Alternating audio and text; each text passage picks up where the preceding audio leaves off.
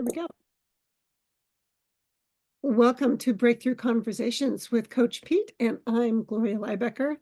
And today we're going to explore relationships. There's so many different kinds of relationships we can have. And I just wonder if people actually recognize that, because there are all different types of relationships, even with ourselves.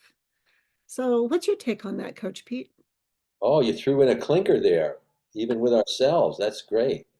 Yes, we have so many different types of relationships in life at different stages of life and throughout our lives. There's different kinds of relationships. I agree with you. I think it's valuable to identify what those relationships are, um, what you bring to it, what you get from it, what you give to it. Is it positive, uplifting, or not? Those are important questions, don't you think? Oh, absolutely.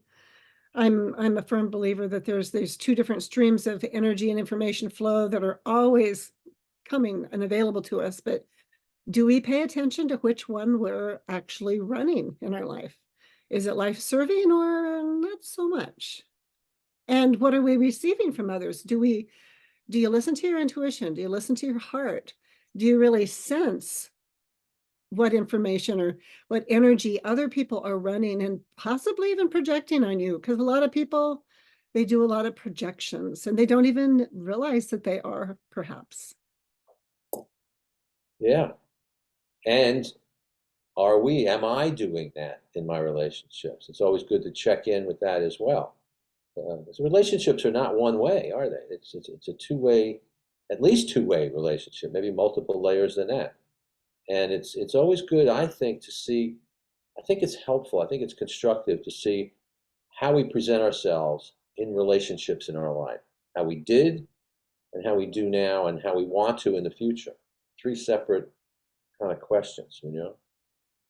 Yeah. Well, when we can recognize um, the patterns or the relics of the past patterns that have not really served our life. And then I like to do time travels. We can step into our future self and we can see the vision of what we came here to be, who we came here to be.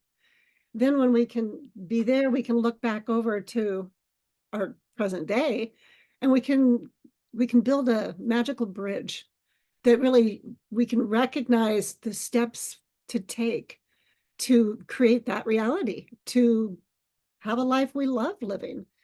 And it does require conscious choice. Right.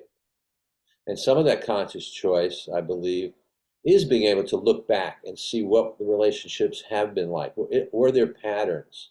Yes, they I are. was, was I attracted to a certain type of person, and it continued, and did I benefit from that? And there's a term I like.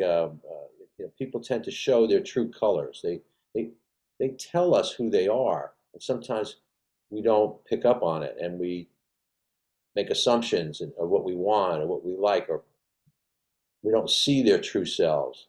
And I think it's really important at any stage of life to surround yourself with people who are uplifting, who are supportive of you. It's not to say you agree on everything, it's not about that. In fact, it's good to have diversity, not only of viewpoint, but of lifestyle, you know, culture. Diversity is really great. But are they uplifting? Are they supportive? And I think that's a basic thing to look for in really any kind of relationship. Yeah, another way of saying that might be I want to be hanging out with people that are real. They don't have to always be up here and happy and joyful. Sometimes they might be sitting down here and feel kind of sad, but they're real. And when you're real, that's authenticity. Um, yeah, that's attractive. Right, right. So these are important questions for people to ask for themselves as they navigate this thing we call life. I know it's important to me. I have to remind myself. Luckily, my partner, my wife, reminds me too of making sure that people are supportive. So what comes into this, we've talked about this in the past. I love how conversations we've had kind of link up. It has to do with using judgment, but maybe not being judgmental. That falls into this too. We need to use our judgment about people, but not be judgmental to the point where we're not open to someone who has a different view or a different approach of life. Um, but still look for uplifting and supportive. Yeah.